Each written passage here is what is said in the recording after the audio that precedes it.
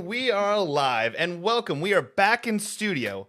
No more lagging, no more hotel rooms.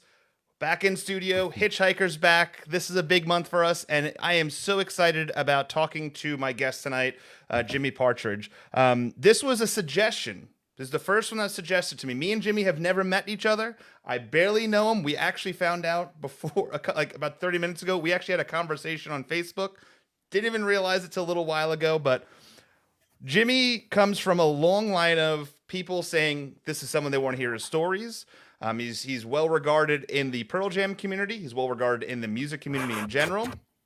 And tonight we get to learn about what got him into music, his experiences on the road, and so much more. But before we dig in deep, I want to show you one thing real quick. If you look in the top, I guess, right corner of your screen, there is a code. It says Texas code for TPM for our project, for the Project Matters, for a ukulele auction that's going on right now.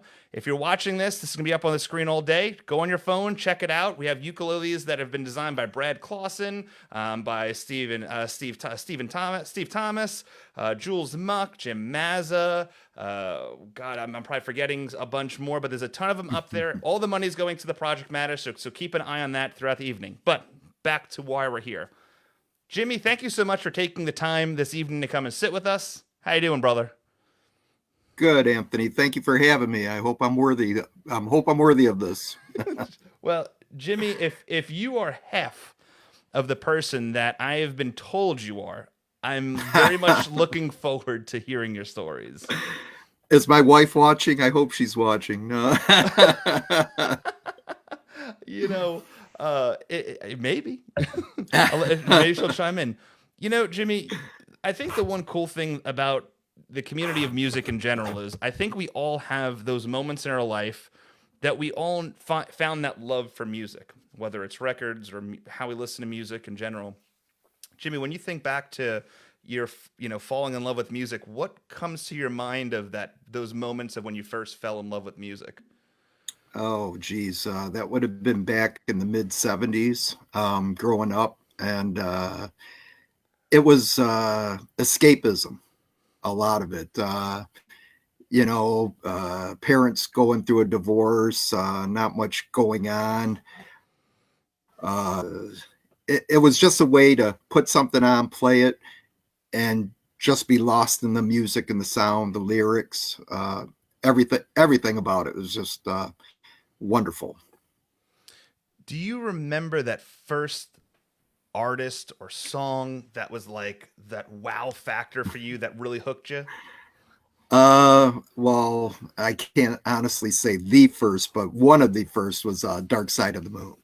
And I remember purchasing that, coming home, playing it, and then playing it over and over and over again. And to this day, I now have 36 copies of that album, and it's still my all-time favorite. It was hauntingly beautiful, and it will always be my favorite album. You know, the word perfect album gets thrown around, or perfect listening experience, and I agree with you 100%. Dark Side of the Moon, to me, I've probably listened to that album thousands of times. It's an easy listen. Yeah. It goes so smoothly. That is a true album of music consistently flowing together in a way that is magical. Right. And also, if you grew up in the times like, I did, that was the album you smoked pot to. So there was definitely, the keys. And then, there's always the watching it to the Wizard of Oz, which is the trippiest, Yeah. trippiest That thing was in the the first world. time. That's one of my wife's favorite shows, and that was the first time I ever watched Wizard of Oz front to back, only with the Dark Side of the Moon soundtrack, so I could see how it linked up and everything. So Isn't it weird how eerily, like, the lyrics, the beats, like everything oh just yeah. it's crazy. It's loony. But no, first of all, I'm a huge Pink Floyd fan, and Brad told me about that before you came onto the show, and I'm really excited about talking about I that. love the shirt. Oh yeah, this the '87 tour, world tour, the first big Yep. tour after Roger Waters left that Gilmore embarked on. Yep. No, Dark Side of the Moon is probably, to me as well, probably one of the first albums that I fell in love with too. So there's that. It's kind of, it was the album was much older at the time when I listened to it, but I remember like it's just perfect and it's listening. Yeah. So Yep, that was my first. so Dark Side of the Moon's what got you involved, which is it's so beautiful. Have you heard it in the Dolby Atmos yet, like with the true surround sound? No. Oh, I mean, I have the 5.1 surround that came out a few years back. I've played that. I mean, but honestly, I don't have like the greatest setup. I don't have a $10,000 setup where I can listen to it perfectly. But what I play, and for me, down in my basement here, it sounds great every friggin' time I play. yeah, it is amazing. There was an experience that came out, and it was done in Dolby Atmos, and I heard it, and it was like I think that's one of those albums too, where you can listen to it with your friends that appreciate music and not say anything, but know how Oh, yeah. everyone's feeling. Yeah. So, Dark Side of the Moon was one of the first albums that triggered your love into music, and I know you've been to a lot of shows. What was your first concert you went to? My first official concert would have been back in 1977, I want to say. Pablo Cruz, about a mile from my house at a small venue, worlds away. My first girlfriend and I went and sat in the back of the Royal Oak Music Theater, and yeah, that was the first one, worlds away, Pablo Cruz. I don't think I've seen him since. So you're not the Pablo Cruz fan club anymore. No, they had a song on that album which I just bought about 6 months ago that was popular on the radio, and actually it wasn't all that bad an album for the time, but that wasn't the way I was going. So no, yeah, I could imagine.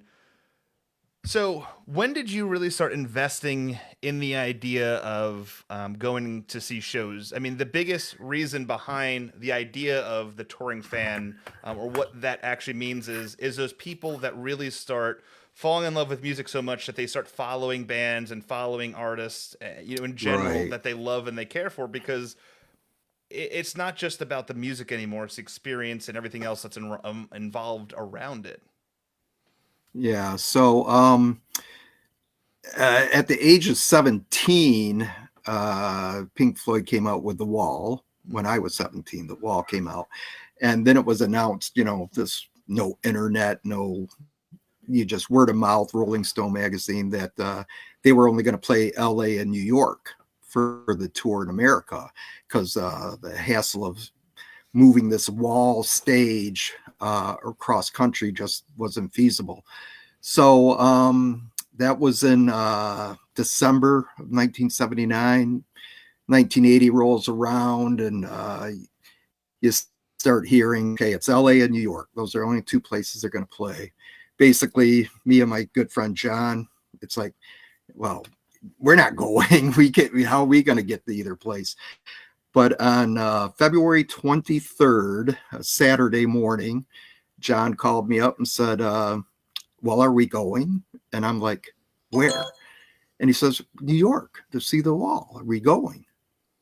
I said, you want to go? And he's like, sure. And it's like, all right. So I called my stepmother up, said, hey, can I borrow the car for a couple of days going up north? I live here in Michigan, so we have the up north and then upper peninsula. So I just gave some story about going up north for 3 days, and we scrounged our money together, and a couple hours later I got the car. John comes over, we go into town, our town where most of the guys hung out, a gas station because they worked there. Pulled into the gas station, asked if anyone wanted to go to New York with us, and they thought we were crazy. No one went, and we just embarked for New York. And it's like, we had no clue. It's just like, okay, take I-75 south, hit 80, go east, drop down somewhere, work our way to New York. And we assumed that the concert was at Madison Square Garden, because where else does major bands play?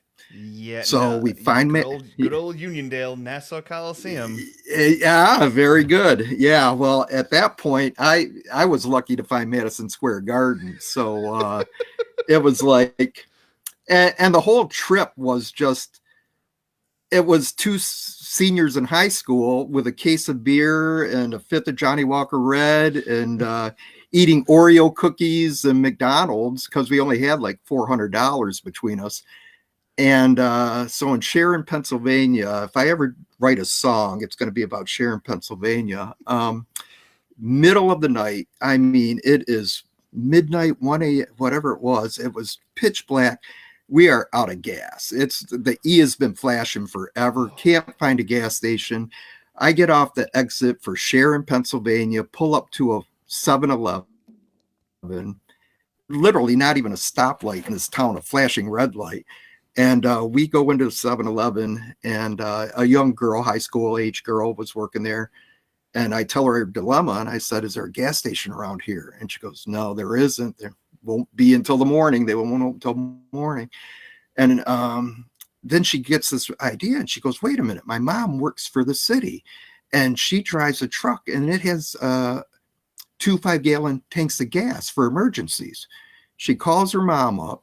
Within 10 minutes, she's at 7-Eleven putting gas into our car, no charge. Wow. And it's like we were on our way to New York again. So when we finally made Madison Square Garden after being totally lost for a bit, ran inside Sunday morning, and the guard was an opposing fellow. And he just asked us what we wanted. And I said, "Well, we want to get tickets to see Pink Floyd."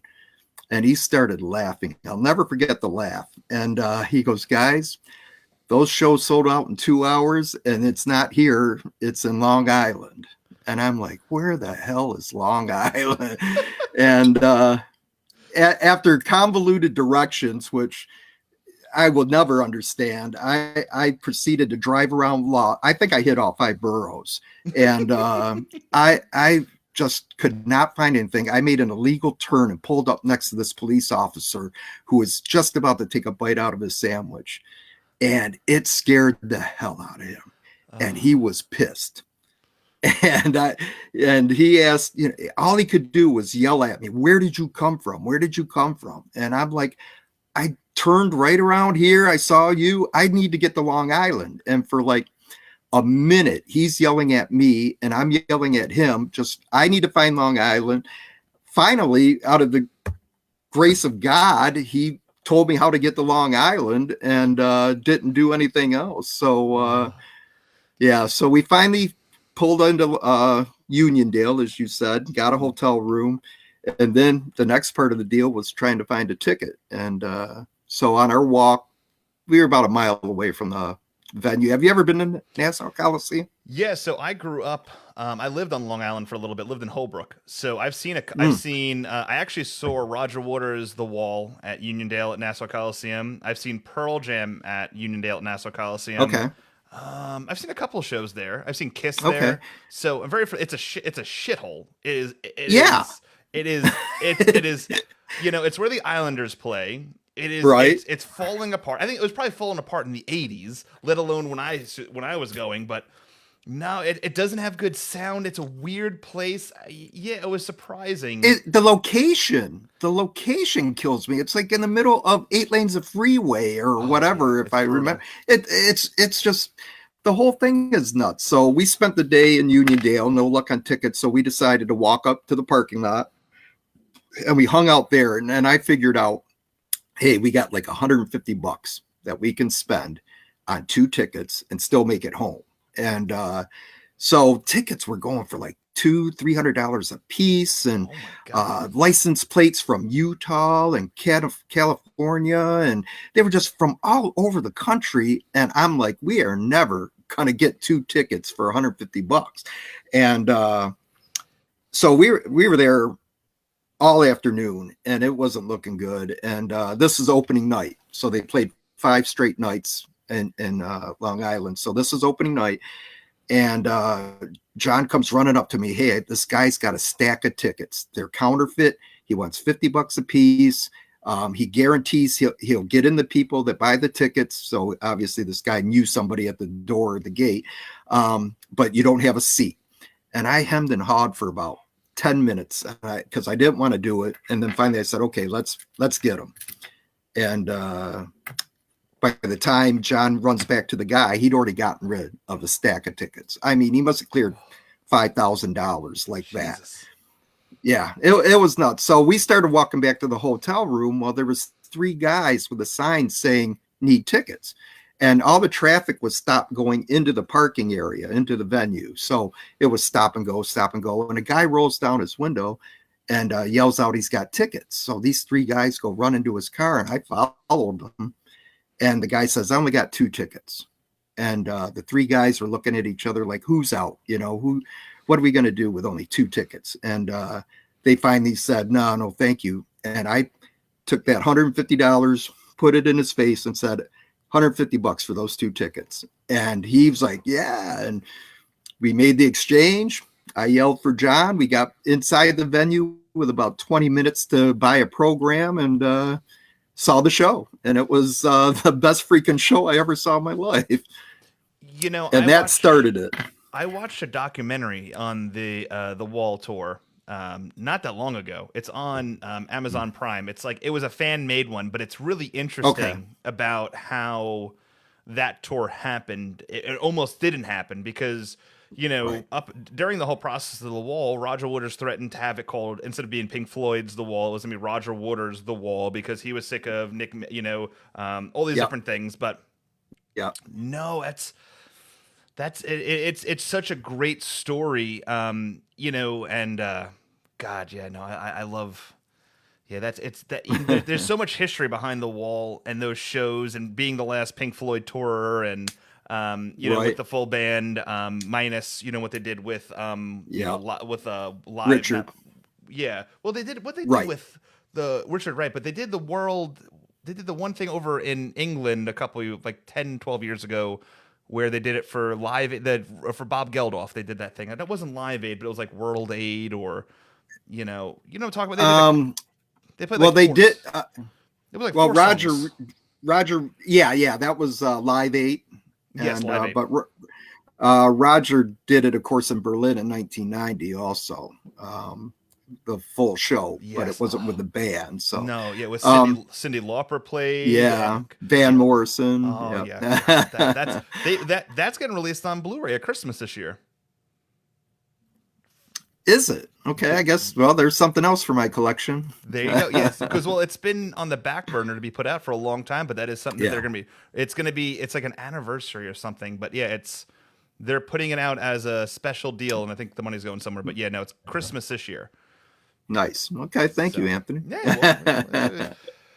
So anyway, that got that's the first thing, and it was. Way back in the day when you had to stand in line to go up to one computer and buy your tickets, a lot of this touring stuff that has happened later in my life was brought on by doing that. So you'd go for Roger Waters, when he came up with his first solo album, a buddy of mine went to the venue, Joe Louis Arena, right off the Detroit River. Now, this is February. The temperature was -6, and we are in line with like 6 other people to get tickets, and it's like 2 a.m. So we got 8 hours to go and a fifth of schnapps to keep us warm. And those were the days. And so now, with especially with Pearl Jam, you go and you hang out and you get to see. I mean, I know if I jumped on a jet and flew anywhere in the world to see Pink Floyd, I know I'm going to know somebody there.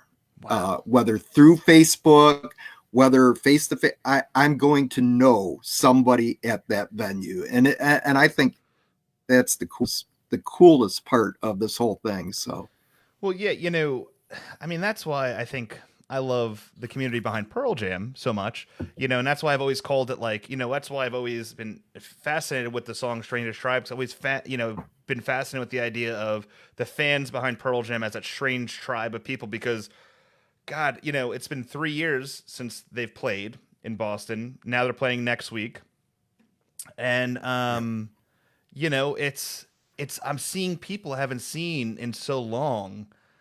I mean, and listen, and I say this, I'm an emotional guy. I'm gonna cry like the biggest baby next week when I see all these people you haven't seen in such a long time. That because think about everything that people have gone through, and you're watching this from Facebook and seeing and it's Mhm. like you have this connection with people that it's hard to explain when it comes to music, but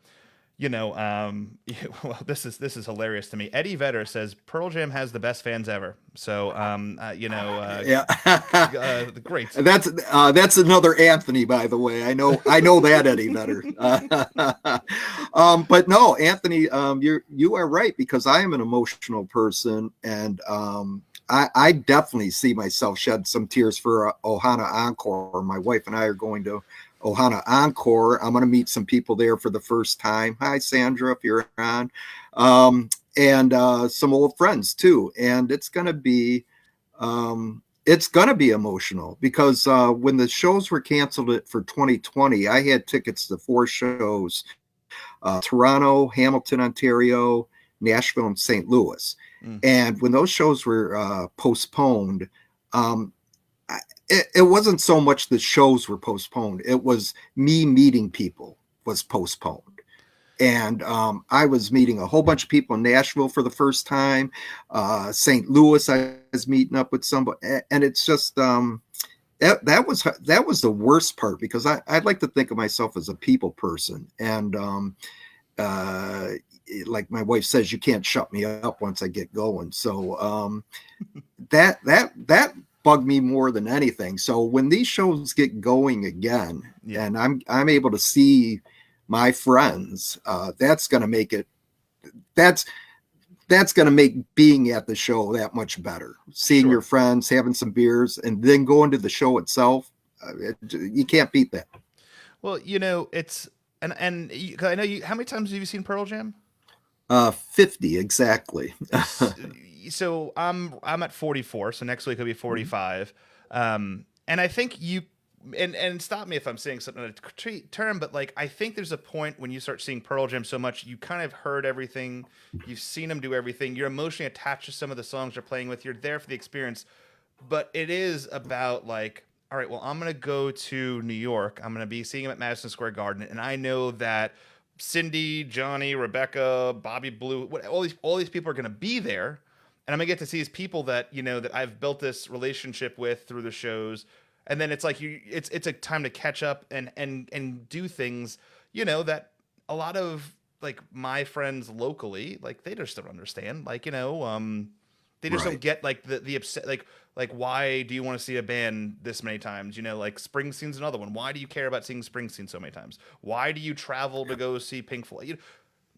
It's hard to explain to someone that just doesn't have the same mentality that yourself or myself or the people tuning in right now that have because I don't know. It's before Pearl Jam. I loved music.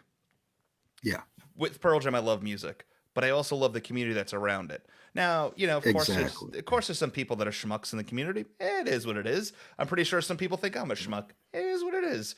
But in the grand scheme of things, it's about those moments and memories. Like your story, the whole Pink Floyd story is, it's amazing because, you know, I, I can't tell you what I wore yesterday, but I can tell you verbatim like what I did the last Pearl Jam show, like everything. And Right. that's, and I don't know. It's those moments that mean so much to me because life is short. You can't buy the It- one thing money can't buy is time. So making these right. memories through it's what it's all about. Well, and because of this community and the Pearl Jam community and the people I've met, I've been blessed with gifts, surprises. Like, for instance, in '09, a group of us hopped into my vehicle and we drove down to Memphis to see Eddie Vedder solo. And so one day, leading up to the concert, someone mentioned outside of our group, but somebody I knew mentioned this couple from Alabama they had met the night before. And I'm like, well, I'm from Alabama. I got to meet these two, I got to meet this couple. So Brandon and Michelle, I hope you're listening. so I meet them, and just they were great, and big fans of University of Alabama, which I am, Roll Tide. So we just hit it off, and we're at the Peabody Hotel waiting for Eddie after the show, and at some point in time, Brandon wants to go back to the room. Michelle, they go back to the room, and literally within 10 or 15 minutes, Eddie shows up. We all in the lobby just get to say hello to him and stuff. And when Michelle found out the next morning, she was so pissed at Brandon, so mad. She just wanted to meet Eddie. But because of this friendship and the band and the community, we stayed friends. And in 2009, for the Spectrum shows, they showed up for the Halloween show, the last show, and we had drinks afterwards. Everything is great, and just hope up to meet them. And then a few years later, my father passes away, retired in Alabama. I go down there, take care of the estate, and once I sold that place and everything else, I took off for Tuscaloosa, where they lived, about an hour away. Met up with them, said, "Hey, dinner's on my dad." We had dinner, drinks, talked. But Michelle, leading up to that, had surprised me, and she said, "Hey, I got something in store for you." So she picked me up at my hotel, drives me to Bryant-Denny Stadium, where Alabama plays, and gave me my own personal tour. She worked for security for Tuscaloosa, the Tuscaloosa campus police. Really? She got in touch with the security at the stadium. They let me in. I am the only one, me, Michelle, and this one security guy, and I had the whole run of the stadium to myself. And it was like I got in, saw all the stuff that you don't get to see, got on the field. It was like all because of Pearl Jam. All because of going and, to an Eddie Vedder show and meeting these people. And the crushing thing, Anthony, you say you're emotional. This might choke me up. A short time later, Michelle called me with bad news that Brandon, her husband, had passed away. Oh. And I mean, mid-30s. And it was heartbreaking. And they had a child on the way, or I can't remember if the child was born or just born, or she was carrying him at the time. And it just broke my heart, because this was a guy I called every Saturday, and we would watch the Alabama football game and a year later, I get a package delivered to me right around Christmas time, and I open it up, and it's an autographed Nick Saban football with Alabama football. Wow. And what had happened was Brandon was a musician, and he liked to raise money for pet shelter, rescue animals. Okay. And he had talked to me and said one of the prizes they were trying to secure was the Alabama football autograph by Nick Saban. And I said, well, let me know, because I'll definitely bid on it. Let me know if you get that as a bid on. Well, a short time later, he'd passed away. So never thought, well, here's this football autographed by Nick Saban. And Michelle wrote me a letter and said that she was cleaning out his closet finally, and this was in it. And she goes, I know it was for you. I know Brandon bought it for you, and you deserve it. And I mean, I cried like a baby here, right before Christmas. And that's, to me, that's what it's all about, is the friendships. And, if someone said, okay, you can pick the people you've met at Pearl Jam concerts, and not be able to hear another note played by Pearl Jam, I would do it in a second if that was my choices. I wouldn't give up the people I've met, no way, shape, or how. And a lady that's working with you on this TPM project, Michelle, that you just hired for Michelle Mintz. I know Michelle real well. Meineke. Yes.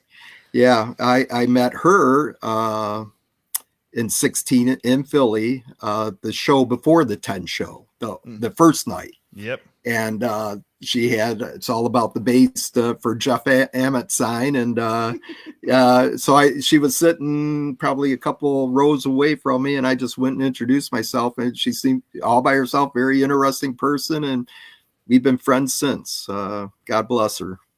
She is an amazing woman. Yeah, Michelle, who just said she loves you. Um, you know, Love you back. you know, I've never met Michelle in person, but she's been a part of the touring fan, and a part of the circle that I've been in for a while.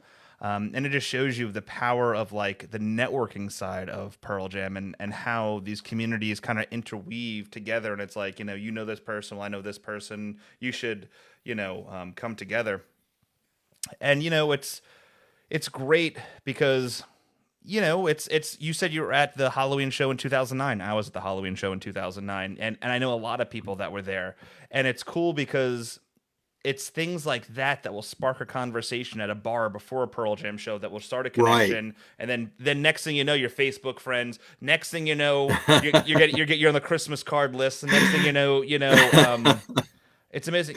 One of my favorite stories that I don't know if I've told it that often, but I've told it before once. But it's kind of, when I had my first child, I don't, and I don't, listen, I'm a difficult person to get along with. Like, I'm very opinionated, and it's, and I'm very passionate about things. Now, anger management classes has definitely helped, things out. But when my first kid came around, I didn't really have a lot of friends. I don't have a lot of local friends. Most of my friends are through the community. Mm-hmm. And, someone had kind of notified people that I was having a kid, and that I had a list on Target.com. And one day I had this huge package delivered, and it was just a bunch of stuff that was paid off that thing that a bunch of people from the community had came together to do. Awesome. And it's just moments like that it just shows you, like, there's so many parts to music, like especially Pearl Jam in the community, right? Like Yeah. there's the posters, there's the show, there's the merchandise, there's the community, there's the songs, Right. there's the travel, there's so many things that like different people attach themselves to, where I'm like an octopus, and I've attached myself to everything. And Right. it's interesting, and it's why I appreciate people like yourself, that that as you're telling your stories and I'm listening to them, and you're talking about what things mean, and how an interaction with somebody going to an Eddie Vedder show turned into this lifelong friendship that means something to you, and hearing it in your voice and hearing how it affects you. It shows you that this band that was created, that came together because for their love of music, has grown into this atmosphere and this bubble that has expanded around the world, that has connected people in ways that I don't even think the band truly understands. That it really is, it's just powerful and magical. Yep. Um, No doubt about it. Uh, a favorite band of mine is Tragically Hip, and from Canada. And I don't know why, but from the moment that I first heard a CD by them, I love that band. But so they went on tour in 2016 after announcing the singer had brain cancer. And so they were going to do the Canadian thing and go touring. So they toured west to east in Canada. And my wife and I worked hard, and we got tickets to see them in 2 different venues. But the problem is that their final show ever was going to be on August 20th, 2016. And I had tickets to see Pearl Jam at Wrigley on August 20th, 2016. So as time was going on, my wife kept asking me, where are we going? Are we going to Kingston, Ontario? Are we going to Wrigley? Because I got to find a place to stay. Where are we going? And I couldn't make up my mind because I didn't have a ticket to see the Tragically Hip in their final show. But there was going to be 20,000 other people with no tickets hanging out in the square watching it on the big screen, and I wanted to be a part of that. So it was literally like 4 days before the show on the 16th of August. we were in the kitchen and my wife was just like, "Hey, I don't care where we're going. Just tell me where we're going." And I finally said, "Okay, we're going to Wrigley. We got the tickets. You haven't seen Pearl Jam this tour. I'd seen them 4 or 5 times already." I said, "We'll go to Wrigley and I'll deal with it." So at that time, I posted on the PJ forum and just asked if it'd be really cool if America's Greatest Band could give a shout out to Canada's Greatest Band on the 20th. And I left it at that. Some people critiqued me, other people, said good luck. I wasn't asking for them to cover a song or anything, just give a shout out. And so at Wrigley, we get there and there are two very drunk guys in the seats right next to us. And I told my wife, I said, "Okay, I'll sit next to these two guys." She said, one from Australia, one from Austin, Texas. And they were just schnockered. And it was a lot of fun. Had so much fun with these two guys. And so everything was going good. And then Ed gave the shout out to Gord and then played Light Years. And it was great. It was beautiful and everything. And I'm not saying he read my post. I'm just saying that he gave a shout out to Gord. And I was sort of like melancholy for the rest of the night because, I've been having a good time. But now that shout out brought me back. Oh, they're in Canada finishing up their last show ever, So that was neat how that intertwined between Pearl Jam and Tragically Hip, two bands that are tied for number 3 in my list of favorite bands. So, but if I may, another probably one of the nicest things I ever did for my wife was at a Pearl Jam show. So, in June 28th of 03 in Toronto, Molson Amphitheater, they were celebrating Canada Day out there, and the crowd, you could just tell the crowd was amped up. I have a low 10 club number. So for 03 was the first year you could buy more than one set of tickets for a show. So we bought 5 shows. And like the worst seat that I would get would be like third row center. And so here we are, seeing a couple of shows, Detroit and Pittsburgh and Cleveland. And then, so we ending up, this is our last show. We're second row center in Toronto.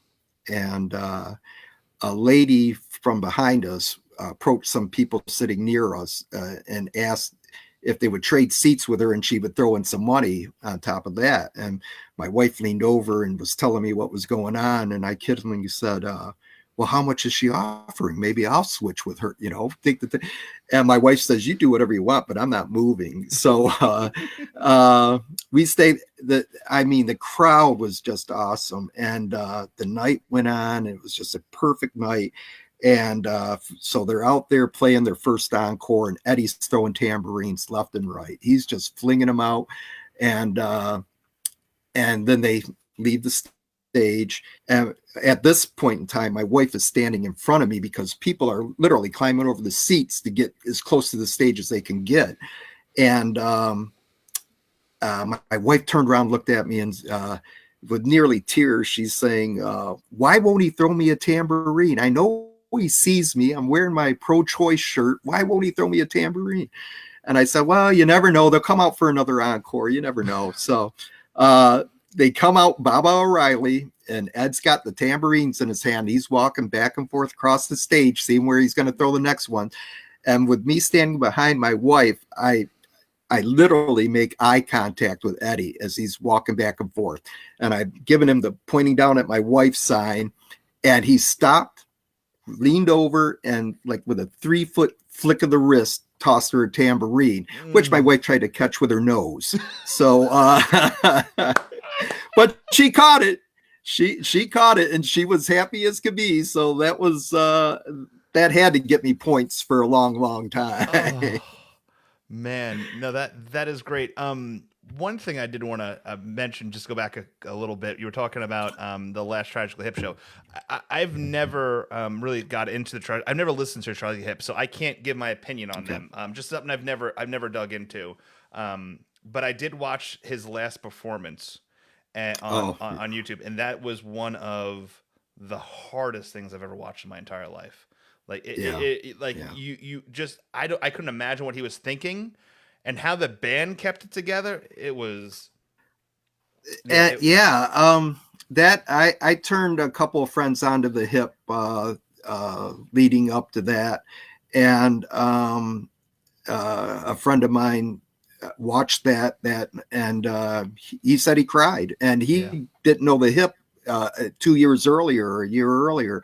And the thing about that was it was five guys from high school, and they never faltered, never replaced some. Well, they technically replaced somebody back in high school, or he quit. But since high school, and then what I really respect about that band was that Gord Downie told the rest of the band as they started to make some waves back in the early 90s. He said, this is not going to work if somebody drives up to practice in a limo and somebody's riding a bike. We split it evenly 5 ways. Everything is written by every single member, whether it was Gord writing it all or Robbie Baker or whatever. And they did it as a team. And I think that was a credit to their longevity. Now, if I was a band member and this was going down that last show, I have no idea how those other 4 guys didn't break down. I bawled like a baby. One of my favorite things I ever did was seeing, it was 2016. So it was the August 7th Fenway show with Pearl Jam. And great, had a blast. Walked back to my room and got up at 4 a.m. So I had about 3 hours sleep. Got up at 4 a.m., caught a bus back to the airport, landed in Detroit, drove home, picked up my wife, drove to London, Ontario to see the second to last show I'd ever get to see the Hip perform. And London, Ontario is a small venue, very hot. And I told my wife, if they play Scared, I'm gonna lose it. And of course they did. And I've never cried so hard in my life. And it's just music, right? Yeah. And but it means a lot to me. And I've been asked before, if you lose one thing, your vision or your hearing, which do you choose? I wouldn't hesitate. Just take my sight. I want to be able to hear anything, and yeah. Well, it's one of those things too, like I've had, artists on here and stuff like that, musicians and post artists. And in the beginning of doing interviews 4 years ago, I always wanted to know like the theory behind a poster or a song, like where it came from. And then it started ruining like my interpretation of it. So now I don't like to know, because we grow accustomed to how we look and interpret songs and art. And it means something to us. Like, how you were saying that one song means something to you, and there's a lot of Pearl Jam songs that mean something to me because of a person or a time or a place or whatever. And I don't want to know what it's about, because then it's like, well, that song's about a dog. Well, it was really, right. It communicates to me with my wife. But, but listen, I want to dig into a couple things. I want to dig into like how you got into Pearl Jam first and a couple of things. But before we do that, I want to dig into the 10 Club newsletter and the new Eddie Vedder song real quick. And then I want to dig into more stuff from you. First of all, I'm loving these stories. And I appreciate you opening up your book and telling me this, because, there's some people that like hold their memories in tight, and it means, and it's very meaningful, and they don't like to give it away. So for you to take the time to do this I appreciate that. So thank you, Jimmy, for doing that. You're quite welcome, Anthony. So, knowing that you have a very low 10 Club number, I know that you got the newsletter today, and I don't know if you were like me that spent $130.42 on the 2 new items, but if you didn't know, today Pearl Jam dropped the Zombie Funko Pops for the variant version of the Funko Pops they released a couple of months ago that no one has received yet. So That's right. if you were like me and said, "Hey, I don't have the other ones yet. Why not buy other ones that glow in the dark and are zombies? Why the hell not?" I kind of dig them. I don't know what the hell I'm gonna do with them. Insane. Yeah, I did buy them because I buy most everything Pearl Yep. Jam. It's a sickness. And as we're talking, I'm looking at the Marucci bat that I got hanging up next to my Victoriaville replica hockey stick signed by Bobby Orr, Anthony. Signed by There we Bobby Orr. go. There we go. So I need that bat like I need a hole in the head. So yes, I got the Funko Pops, and but I did not get the T-shirt, so I only spent $92, Anthony, with shipping. Well, I'll tell you a quick story about the bat. So I didn't get the bat when it first came out, and I was like, you know Okay. what? I'm gonna stand my ground. I'm not gonna buy it. Yeah. Totally regretted it. So then I bought one off for a trade a couple weeks ago. It got delivered to the house. I don't know what the hell the postman did, but it snapped the top handle. So Oh no. yeah, so I'm having a buddy of mine in Charlottesville where my son plays soccer right now, about an hour away. He owns a sports store. He's going to see about if he can fix it or repair it. But he said that some of those bats, because of the laminate on it and stuff like that, it could might be repairable. I don't know. So right now I have a broken bat, but it is what it is. Oh, sorry to hear that. Yeah, that's good. Now, what also came out today is the new Halloween shirt, but it's not new, but it is. It's the Alive shirt that every single Pearl Jam fan has, except it says All Saints Day on the back, and it glows in the dark. I bought this one as well. You ready for this? I counted today. So one of the sicknesses I have is I have over 300 Pearl Jam shirts. I have them all color coordinated, date order. It is crazy. I'm a sucker for a good bootleg Pearl Jam shirt, but I have 11 versions of this damn shirt. Oh my god. Yeah. Well, they did so many versions of it. It's I insane. know. But yeah, I thought, because I'm at around 140 Pearl Jam shirts, so I thought I had a lot. So if my wife is still on, I'm not so bad. Yeah, so posters and T-shirts, and now I mean knickknacks too. So the reason I know numbers, and I was talking to Brad about this not long ago, is my homeowner's insurance. I had to get a separate policy for my collectibles, but for it to count, you have to itemize everything. So I had to go through my posters and itemize them, and then label them, and then all the knickknacks and all the T-shirts and all this. And I swear to you, this is not even next episode. I have to pull it out. I have a 3-inch binder. And it is just paper logged of just stuff. It's crazy. And now I've been buying more instruments because I've been getting back into playing. And then the studio. Oh, it's insane. It's insane. Now, well, go ahead. I was just going to say, I'm in the same boat because I have like 163 albums / 12-inch singles, Pearl Jam / solo / but Mother Love Bone's thrown in there. So Mad Season. But between all those groups that they've been part of, and their own vinyl, I have 163 12-inch. I got to have at least 100 and something 7-inch. And then, I mean, the Gigaton viewfinders, all that stuff. I have it all. Three pairs of the shoes, the Vans. So I have the 2 high tops. I got the plaid slip-ons, 35 hats, I think. It's pretty bad. 150 posters, maybe. Mm-hmm. It's ridiculous. I'm waiting for, and it sucks because I'm moving in like 2 years. I built this studio. I have all my Pearl Jam shit organized. I've been waiting for people to come over. COVID hit when we got this house. I'm like, well, shit. I'm like, I haven't even shared it. We're going to be out of here. And, but It is what it is. Oh, But well, I hope you are personally going to drive the van that's going to have all the Pearl Jam stuff in it. I wouldn't trust it with movers or anything. All the posts I have. So I'm looking at getting another. I have a flat file right now that has everything organized, alphabetized, and then chronologically ordered based off artists. Wow. Like pop culture, concerts, all that stuff. Yeah, it's a real Okay. big obsession. Like if you've seen High Fidelity, like I'm that. Oh, yeah. I'm that guy when it comes to this stuff. Okay.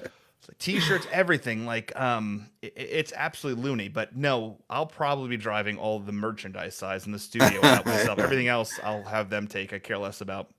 There you go. And now also this past week or last week, the Eddie Vedder releases Long Way. And then Eddie Vedder turned in from Eddie Vedder to Eddie Petty really quickly. But listen, this is what I want to do. We're going to listen to the song. We're going to talk about it afterwards, and then I want to dig right back into you. Now, listen, I know that I asked you to give me an hour. We've been talking. We're at 51 minutes. Are you cool? Do you have anything else you got to do, or? No, I think that's why my wife left early for the tournament, just so she wouldn't be here to overhear anything and just bore the snot out of the kids. So I'm good. I'm good for whatever you got, Anthony. Because let's do this. All right. I'm sorry, my wife and friends would tell you how much I can talk. So well, that's great. So let's listen to the Eddie Vedder song. We'll talk about that a little bit. Then let's get right back into how you fell in love with Pearl Jam, your first show with Pearl Jam, a little bit more of that, and then go from there. All awesome. right. So here is the new Eddie Vedder song.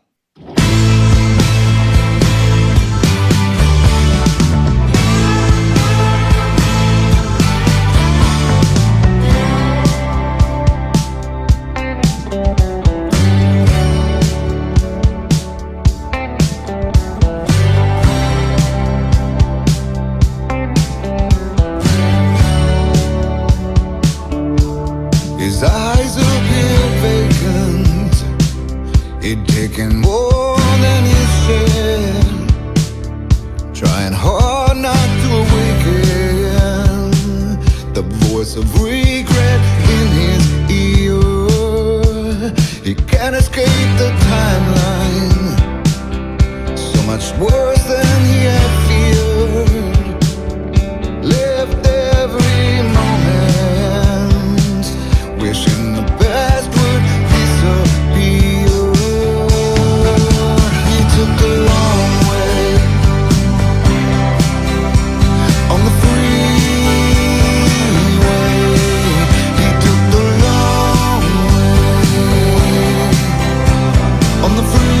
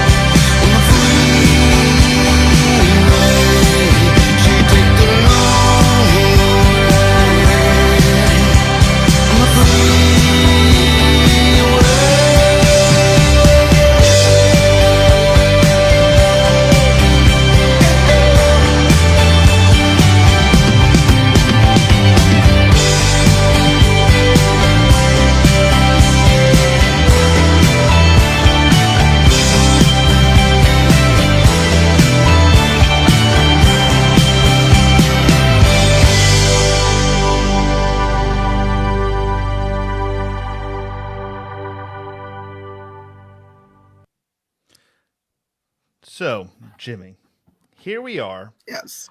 We have Gigaton. We haven't even seen it live yet. We're a week away from new live shows. Well, hopefully, See Her Now Festival, then a couple weeks later in California. And Eddie announces, hey, I've recorded an album with Chad Smith and Red Hot Chili Peppers, with Josh Klinghoff, that used to be Red Hot Chili Peppers, this guitarist that is a producer for all these young hip bands. And then today, I think it was, I was trying to find it, but it's something like Elton John's going to be on the album now, and like all these it just seems like weird timing to me, honestly. But let me give you my first impression of the song, and then I want to hear yours. Okay. As a big Ryan Adams fan, I think the music sounds just like Ryan Adams. The music and influence is very heavily influenced by Tom Petty. The way he sings, it's very Tom Petty influenced. For the first single off the album, it intrigues me to see what else the album's going to be like, especially for him giving a solo album that's not like a ukulele bass. This is a full band Eddie Vedder solo album, so I'm curious to see what that's going to be like and how he's going to tour with that. But if I was to rate this on a scale of 1 to 10, I'd give it like a 6.8. Now, Jimmy, Fair. your thoughts. That's first I've listened to it. I am not much of a digital. I am not a digital guy. I get the downloads when I order. When I ordered The Long Way 7-inch from the store. You get the. I don't download anymore. I just wait till I get the physical copy. So that's the first time I've heard it. I was gonna say I give it a 7. Definitely Tom Petty. It was so Tom Petty that if you were washing dishes and that came on, you might have think that was an outtake from a Tom Petty album, right? I mean, and not that. Hey, I like Tom Petty. I love Tom Petty. So that's not exactly a put down. Ukulele songs. I like it. Don't love it. Into the Wild, I love. So this has me. I can't wait to hear the whole album. Sure. I'm looking forward to hearing the whole album. And for instance, when Gigaton came out and it leaked or whatever, and the songs were leaked, and I listened to them digitally. I cheated, and I was like so. I was at first I was like so, but then when I got the album and you sit down and you play it front to back, it was so much better. It wasn't like you're getting 7 o'clock first, which I love that tune. But the order that it was released in, when you listen to it like that, it improved it so much, rather than just, here's a song from Gigaton, here's a song from Gigaton. It didn't flow. It wasn't making sense a little bit. So I'm intrigued by Long Way. We'll see what the rest of it brings. I have always had a thing since I was a teenager that if I bought an album because of what I heard on the radio, and so if I bought a Foreigner album and the song that's on the radio, because I bought that album for that song, if that song was the best song on the album, then to me the album was a B tops. Because to me there's got to be, okay, that one pulled me in, but there's got to be something better on the album, or something that really grabs you, and that's how I judge things. So if this is the best thing on the album, then okay, then sorry about that, but we'll see. Time will tell. That's true. I think that's why, like, Radiohead and My Morning Jacket are two bands that I really love, because I feel like the singles they put out are never the best song on the album. It never happens. And those are also two artists that they put out albums. Like, it is meant to be listened to and from front to back. And that's why I think that's why I've loved like Pink Floyd. Like, I have there's two sides of Anthony. There's Pink Floyd side, and then there's a Ramones side. Like, Ramones, you can sporadic all those. They're not albums; they're just songs sprinkled everywhere. They're like rainbow sprinkles on an ice cream. It's good. It tastes good. It's amazing. Okay. But God, I mean, the best artists out there put out albums. Like you got to listen to it from the beginning because there's thought process in why those songs are in those orders. It's a story. It's like a movie. You can't go see them. Exactly. You can't go see The Matrix and see the car chasing scene and say, "Oh, that was amazing," and then not watch the rest because you're missing 90% of what the whole thing is. Well, can you imagine listening to The Wall in bits and pieces? Here's a song from side 3. Here's a song from side 1. It'd be useless. It would be nothing. So, Did you not to keep going back on Pink Floyd because I literally could probably do a whole show on Pink Floyd. Actually, I'm looking at I have a piece of art in my studio. The first episode of the Touring Fan Live, I did. One of these viewers that watches all the shows painted this. It's just a silhouette of and it says, "Is there anybody out there?" And it's just beautiful silhouette. Nice. And he sent it to me. But I love Pink Floyd. But me too. oh god, there's I actually got into an argument, a 2-hour long argument a couple of years ago. I should have recorded it of why I thought that modern music in rock and roll side is more influenced by Pink Floyd than the Beatles. And we went into a time interesting. because I said that the Beatles, if you think, they were more. They didn't use, well, I say this, but then, Yellow Submarine and stuff, but that most of their early albums and stuff and their things, they were very much instrument band playing. They didn't, they weren't experimental so much. They did later on in life, but those albums don't influence artists like The Wall and Dark Side of the Moon, where those were groundbreaking. They tried new things. It's completely different, and it changed the landscape of how music was listened to and how it was created. And that's why I said, like, nowadays, that's why if you look at the majority of, Beatles, I love the Beatles, nothing wrong with them, but I think Pink Floyd is more influential to modern music than the Beatles were. But that's a whole nother conversation. I like that. Well, I won't disagree with you. Being a big Floyd fan, I like that thinking. Well, it's. Let me ask you this question. This is all over the place, but I feel like I can talk to you about a lot of things. But does it drive you insane? Well, you can't do anything about it now, but like 15 years ago, the band could have got back together. They could have toured. They could have performed. They were all still amazing musicians. But just because of stupid things, they wouldn't do it. Yeah. I mean, Roger really did have the ego problem, right? I mean, and that's where it all derived from. We'll start with that. That being said, I'm a huge Roger Waters fan. I'm a huge David Gilmour fan. I'm a huge, if they were put back together, fan. But I won't dislike one over the other. I mean, but going back in time, I mean, David would have been a success, but I don't know like what kind of music he would have played before, had he never joined Pink Floyd. Correct. His trajectory would have been quite different. And Roger, come on, let's give the guy credit. He came up with all those lyrics. David sang them darn good, but other than a couple of songs on The Wall that David was big on, Comfortably Numb, and but Anthony, it's a it's a team thing, right? Sure. I mean, if Eddie decided to go off on his own, I love the band, and I was one of the. I remember back in the mid 90s, late 90s, I thought the band was going to break up. When Eddie started playing more guitar, when he was taking on more things in concert, corduroy and doing the, I told anyone who listened to me, I said, this band's going to break up soon, because I felt Eddie was like going out there trying to grab more, as much as he could grab. And thankfully I was wrong. But if they split ways, Eddie and the rest of the band, it just wouldn't be the same, right? You'd still love Eddie, you'd still love the band, but together is what. And I prayed for years for Pink Floyd to get back together, and obviously that ship has sailed, unfortunately. Sure. Well, it's kind of like, it's even like now that I know people harass me about this. I'm not a big Zeppelin fan. I liked some of their songs, but like I never could get into their albums. Ouch. That hurt.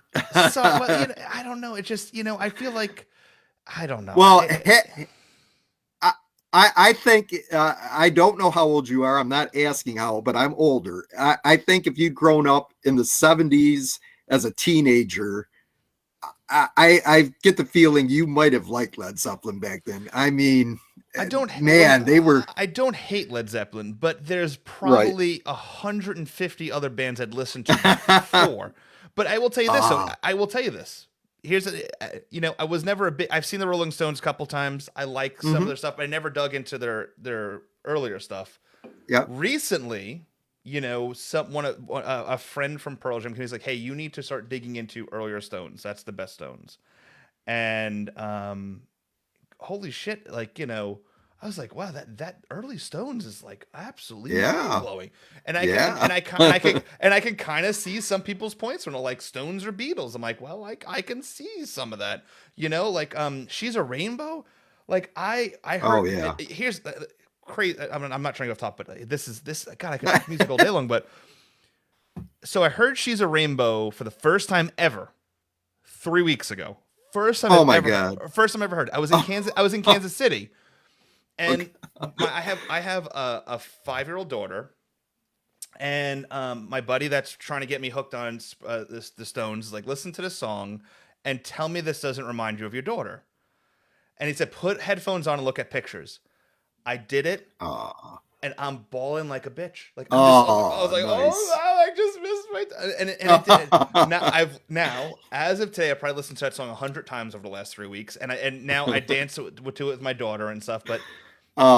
It's special, but it's now awesome. and I said, and I do love Zeppelin, but it is very like, I don't know, and this might sound really bad, but I feel like every time I listen to it, I'm thinking of like Dungeons and Dragons and like, I don't know, like yeah, I mean, it's got that vibe, but luckily for me, I never got into Dungeons and Dragons and all that stuff, and I was there when it was released, and it was like, sure.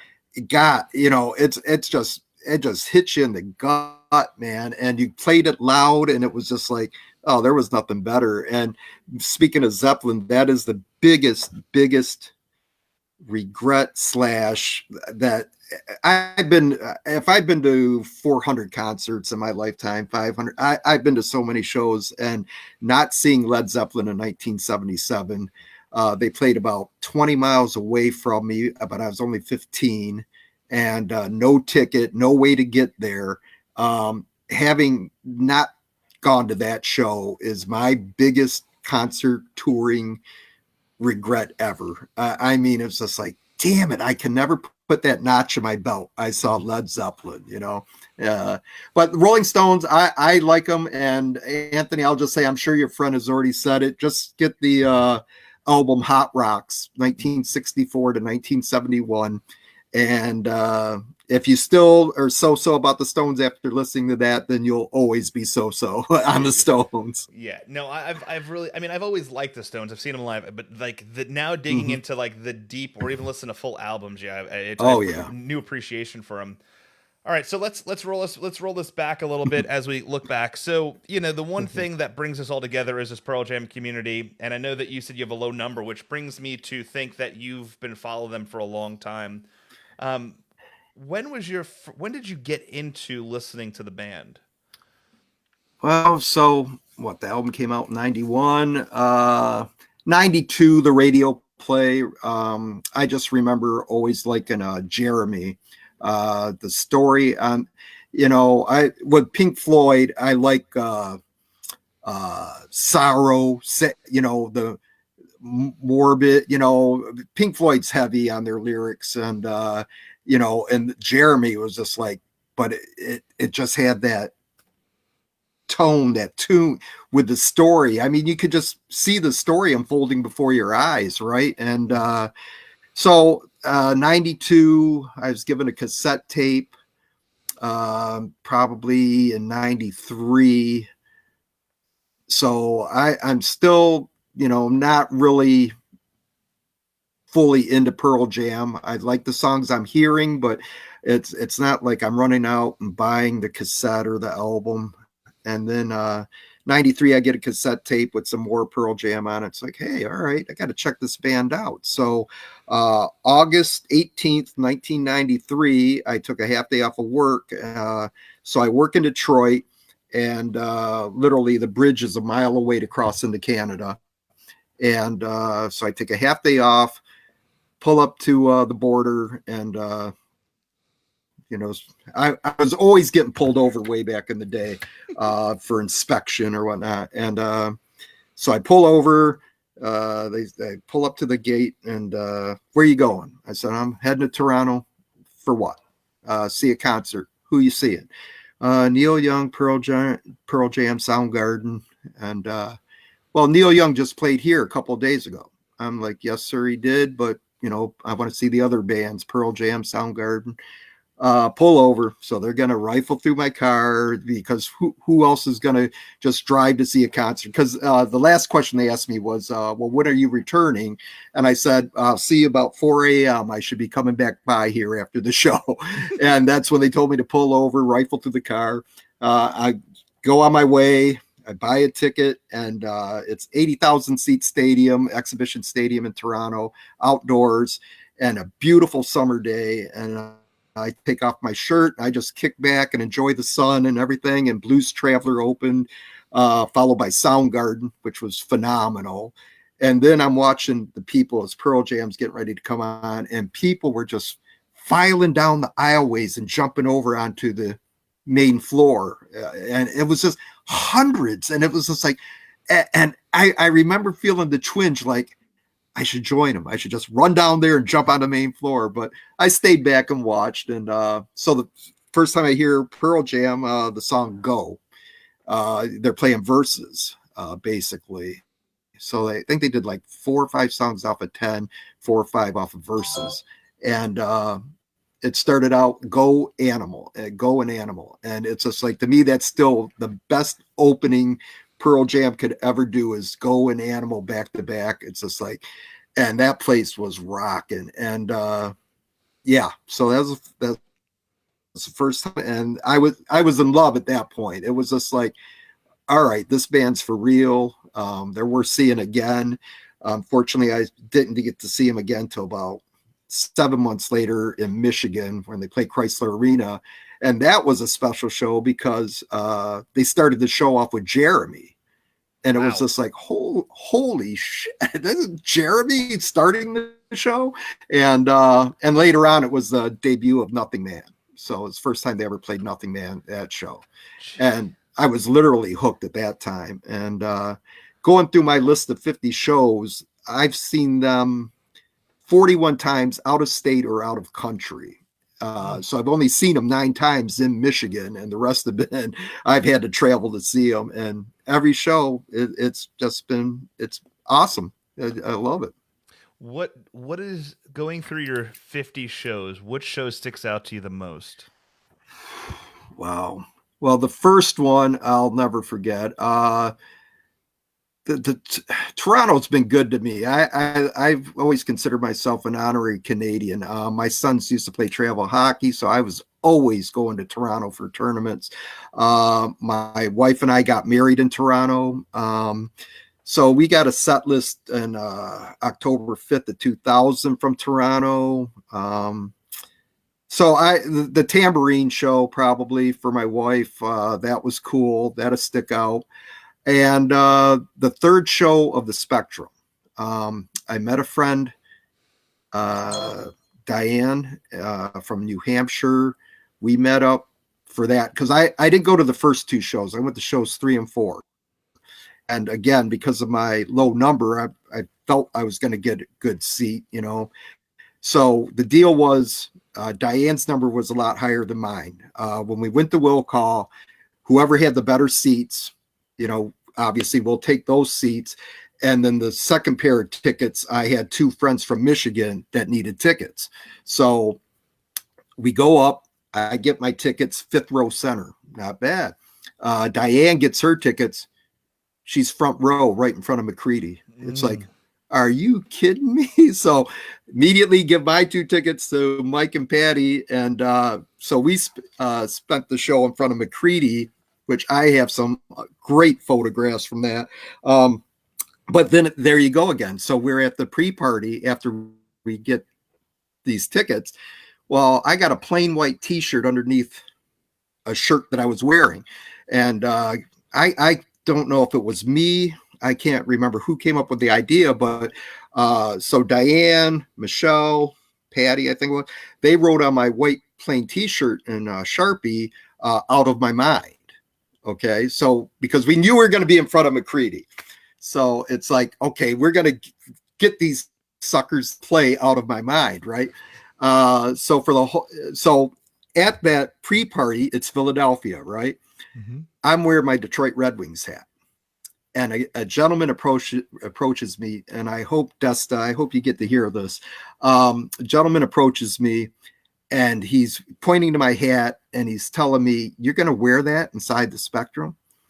And I've heard about Philly fans, right? Oh, and I'm going like, "Yeah, I am going to wear this hat inside the Spectrum." And he goes, "Man," and he started talking, and he goes, "I've seen this happen. I've seen that happen." And I was sort of taken back because I thought he was almost wanting to fight me, you know? And I said, "Listen," I go, "if you want to fight about this hat, we can fight, but we'll both miss the show." And he immediately put his arm, he goes, no, I don't want to fight you. I'm just giving you a heads up that Philly fans can be assholes, and they might want to grab that hat from you. I apologized, and I said, "Well, that's something we'll cross if it happens," and obviously it didn't. So thankfully, but we become lifelong friends. So I bump into shows all the time, and we get a good laugh about that story. And so that show was great because being front row in front of McCready, and it was just fantastic. Plus, personally, for me, out of the 4 shows, I think show 3 was the best show out of all of them. 4 was awesome, and all the tunes you got to see and stuff. But the cohesion from 3 was a flat out rockin' show, sort of like Detroit in 2014. It was, I think, the 2014 Detroit show was the shortest show out of all the shows in 2014. Really? But I think so, looking back, because it didn't clock 2 hours. I think it clocked like 2 hours and 45 minutes. And most of their shows are going right around 3. 3, yeah. But that show, and not just because I was there, that show just rocks. When you listen to it on CD from start to finish, that's just a rocking show.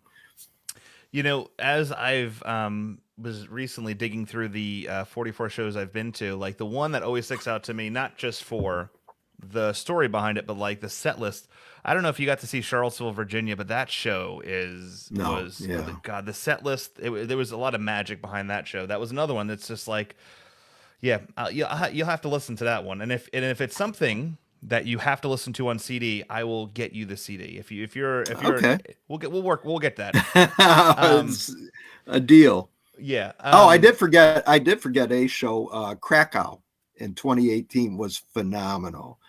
My wife and I went and saw the Prague and Krakow shows, and going back to the touring again, it was like I called my wife up at work and I said, "Hey, she'd been trying to get me to go to Europe for a while, and I wasn't interested in going to Europe." And then I called her one day and said, "Hey, you want to go to Europe?" And first thing out of her mouth was Pearl Jam touring there, and I'm going like, "Yeah, they are." So I sent her an itinerary. I said, "Okay, we can see Prague on the 1st of July, Krakow on the 3rd, and Berlin on the 5th." And she asked me to take one of the shows off the list. She goes, "I'd like to, walk around and enjoy some, not just going to shows." And so I took Berlin off the list, and but Prague and Krakow, I made so many friends. A guy literally took his Pearl Jam France shirt. Hello, Claude, if you're on. Took his Pearl Jam shirt off. It was homemade Pearl Jam France. Took it off and gave it to me before the show. Really? And I said, "No." I go, "Claude, wait a minute." I go, "You wear the shirt and then give it to me afterwards. Give it to me after the show. Wear this shirt. It's perfect," because they had a whole bunch of people from France there, and they were wearing these self-made shirts. and that was special. So, but Krakow, yeah, that was a great show. So a buddy of ours, both of ours, Dale, wants to ask you a question. He says, I think we can agree they're all great shows. But what's the worst show you've been to? Worst Pearl Jam show? I would yes. Man, I'd have to think long and hard about that. I don't ever recall leaving a Pearl Jam show thinking that they phoned it in, that the sound was horrible. Dale, I'm being honest. I don't recall a bad show by Pearl Jam. Now, if I really look back on it and think, okay, the Hall of Fame show, because that was only 3 songs. How about that? That was the worst show. Other than that, I honestly, I don't ever recall thinking, leaving a venue after watching Pearl Jam and thinking, that was so-so. My opinion. Hey, I can agree with you on that one, 100%. So we have, I know you're going to Ohana in a couple weeks, which is exciting, for the encore shows, which I think is going to be special, because I think that's, in theory, the celebration of the band for the Pearl Jam 30 in its essence, because I mean, they didn't really do anything this year, and I don't know if they will. Right. I just can't imagine this band playing an indoor venue anytime soon with McCready's, Crohn's. Right. So, and it's scary because I'm going to throw something out there. I'm going to throw this wild curveball at people, and I want you to think about this, because someone called me the other day concerned, and they thought about this, and it makes a lot of sense. And they said, well, what if Mike McCready doesn't tour with the band, and Josh Klinghoffer, who has been associated with the band a ton, is now the touring guitarist because Mike, with his pre-existing condition, can't tour with COVID. And I said, oh, shit. And you hear these wild theories, and you're like, it's never going to happen. Right. And then I thought to myself, I'm like, shit, that actually sounds realistic. And I was like, I understand. I want to see the band. But, there was, and then it started this whole conversation. I'm like, I couldn't see the band. It's hard for me to think about the band without Mike. And then someone came up with this cake theory, and this is a silly, and we're going to go down a rabbit hole here. And they said, if Pearl Jam's a cake, and each band member is a piece of cake, how big is the piece of cake for each band member? Like, which one has the littlest piece? So I said, well, Boom has the littlest piece. So if he leaves, I'm not okay. I'm okay with it. And then, but they're like, oh, that doesn't count. And then I'm like, well, Matt can potentially be replaced. I'm okay with it. But, I don't know, Mike, and I think that front 4, I just, there's some bands where I think if someone leaves, I just can't imagine this band being the same. It's just, and it's hard for me to envision that, because the band's been around 31 years. The album's been around 30 years. It's a tough pill to swallow. So, Anthony, I would be disappointed if they tried to do something like that, where replace Mike, Jeff, or Stone. I'd be disappointed in the band. I really would. That would probably get me to start slowing down with them and start looking somewhere, because that's just not right. And I honestly don't think they would do something like that. I at least feel that my God, you tell me this isn't a thought in your head, because that would just ruin it for me. And I honestly don't think they would do that. I hope not. It's gonna be interesting. I am, my thing is this, like, I know I'm a week away from Short Stock, which I'm really excited about. Michelle's been working hard on it. Dale's been working hard. All these people behind the scenes working hard on it to get this event for the Project Matters. And we know we're just 8 days away from Pearl Jam playing at See Her Now Festival. But I don't want to get too excited. Like, I'm not, until like I am there and they say, then the next performer is Pearl Jam. That's when my energy level is going to hit. There's two things. I agree. There's 2 things, and my wife knows this. And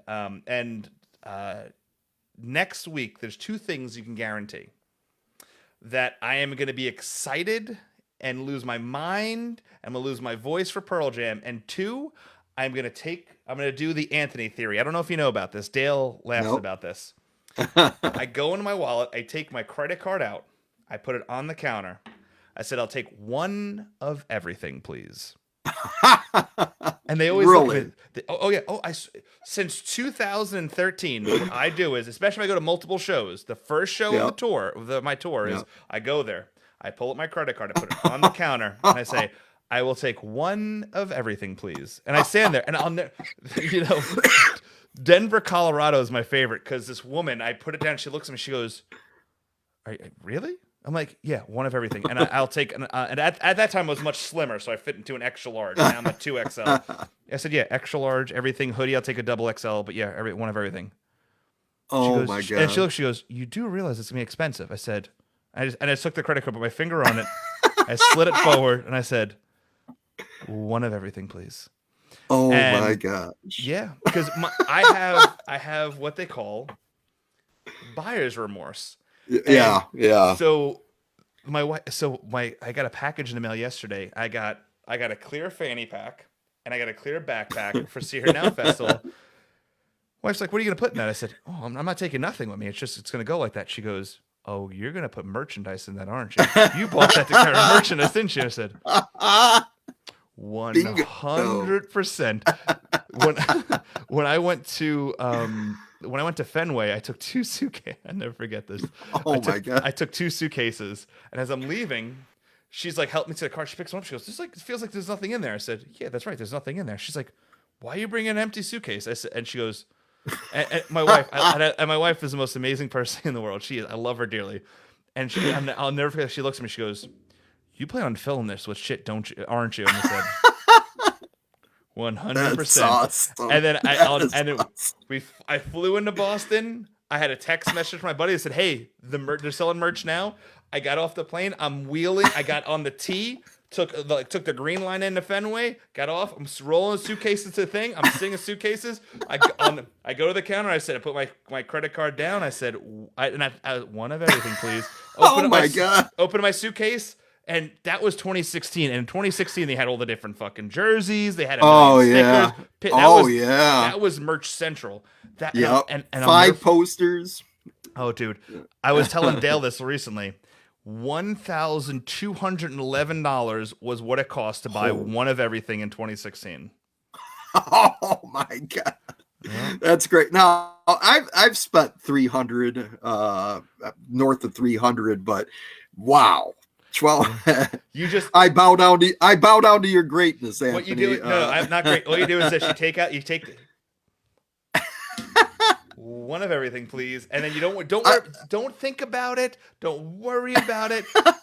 You go home, you get that statement, and you say, "Oh shit."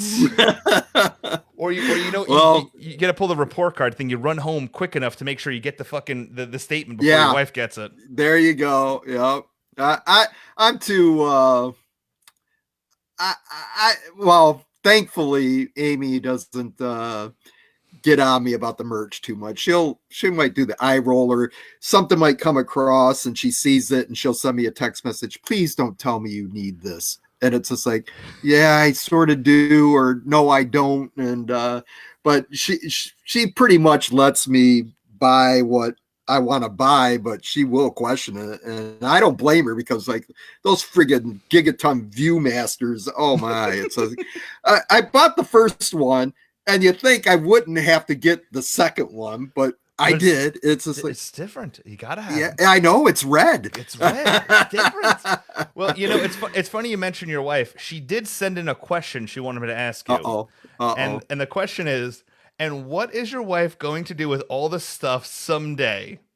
Yeah. That's she is going to contact my close friends who know what stuff is worth and sit there. And so during the pandemic, I decided to catalog all my LPs, and I did that on Discogs, and apparently my collection is worth some money if you can find someone to buy it all.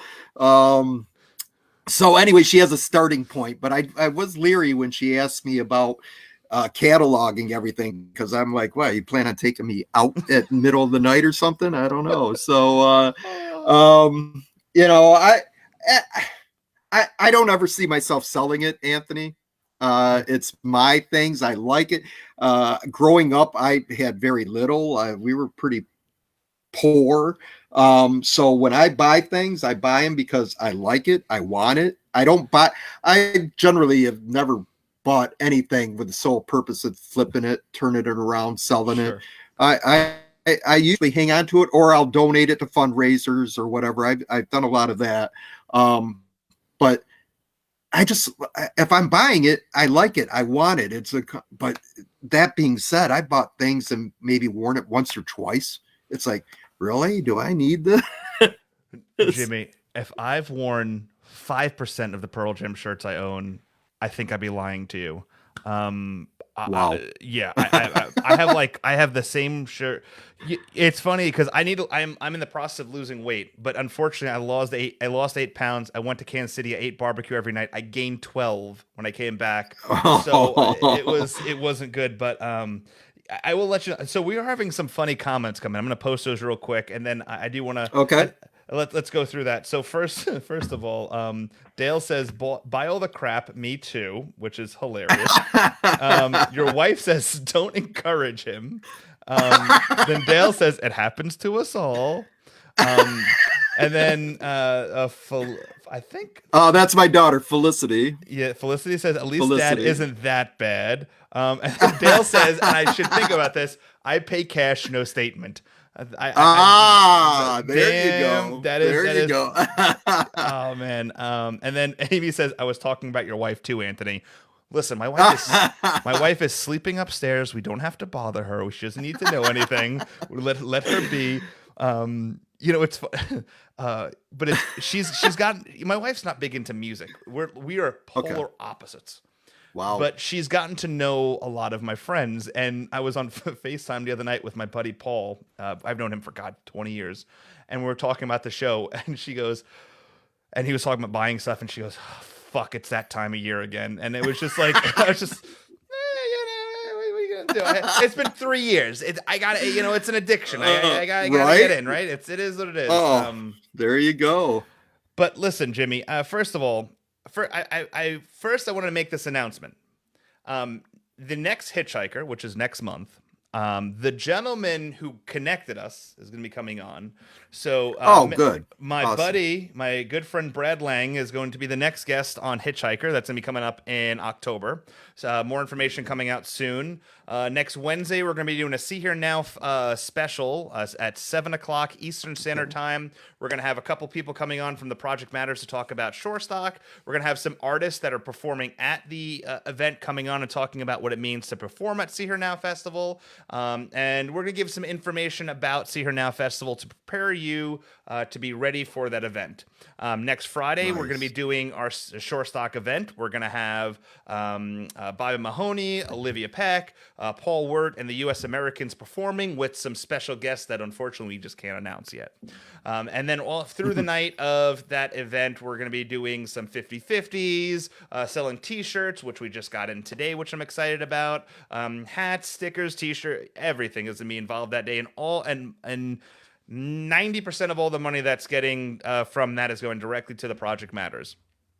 So definitely check that out. Also in the, which way am I pointing? That corner of the screen above Jimmy's head is the code that you can text right now to learn about how you can donate or bid on one of the ukuleles that are up for sale right now, that are been done by so many amazing artists. It's so many that I've probably forgotten. I've drinking a couple beers, so I just don't, I'm out of it a little bit myself. But listen, Jimmy, thank you so much for coming on and talking to me for an hour and 35 minutes. I know that when Brad said he had reached out to you, he's like, well, what, I don't know what this is all about. But this is what it's all about. And Jimmy, hopefully our paths will cross one day, and I think it's gonna be good stuff. Well, thank you, Anthony. I had my reservations about doing this, but no, it was quite enjoyable. You're a great interviewer, and Appreciate that. no, I'm sure our paths will cross. Normally, I'd be going to see Here Now, but a buddy of mine for years has been bugging me to go to the Riot Fest in Chicago, and I promised him early in the year that when they announced Nine Inch Nails and Dinosaur Jr., I was like, I'm all in, and then they have both since canceled. The Pixies have canceled, and it's like, God damn it! I sort of wish I was going to see Here Now, but promise is a promise. Well, Jimmy, I mean, I don't think your wife's watching, but I have an extra ticket if you need it. Oh Just saying. man! Oh no! This is a promise to a friend is a promise, and we are going to Riot Fest. We'll have a great time, but yeah. Oh, and by the way, I think, and it won't happen, but I would love it if Pearl Jam at Ohana Encore, and people are just so against the song, but I would like to see them open with Buckle Up. Buckle Up, into Animal. And well, here's the thing.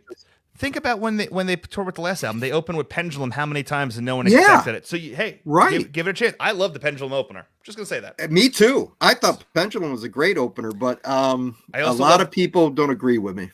I also love the Pendulum poster that Bart Clausen did for Boston, but that's just me. Yeah. Okay. All right. Jimmy, hang tight real quick. A pleasure. Yeah, listen, you hang tight. Don't hang up quite yet. We're going to end this show like we normally do. I'm going to give you my legal mumbo-jumbo rights, all that stuff. Throw it up, put a song up, get all going from there. You hang tight. We'll talk after the show ends. Jimmy, hang tight. Right. Listen, everyone, thank you so much for tuning in. Find out more about The Touring Fan Live by going to www.thetouringfanlive.com. Find us on Instagram, Twitter, all your social media needs. All you got to do is search The Touring Fan Live. If you're interested in becoming a part of The Touring Fan Live, soon, not right now, but soon, we'll be taking volunteers to come in to be working with us with some other projects we have going on in the future. We have a lot of great people working behind the scenes, including Michelle, who's been chitty-chatting across this all the way, and Dale, who's been chitty-chatting across this all tonight, too. And JJB. So many people. Jimmy, thank you so much for coming on. And until next time, God, I still haven't come up with a really catchy, end thing. I can't. But if you're not tuning in, you've tuned out. Thank you for tuning in to The Touring Fan Live.